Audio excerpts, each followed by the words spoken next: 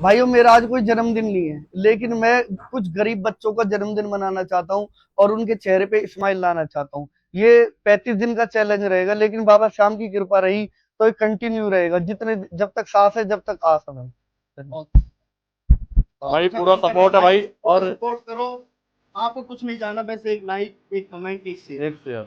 हाँ, ये हमारा कंटिन्यू काम करते रहेंगे। और हम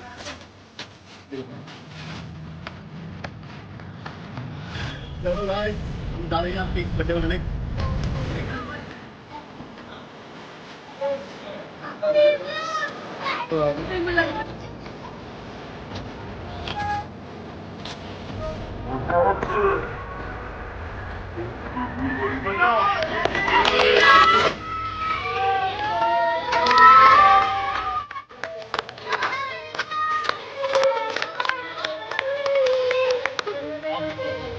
अरे यार कौन है?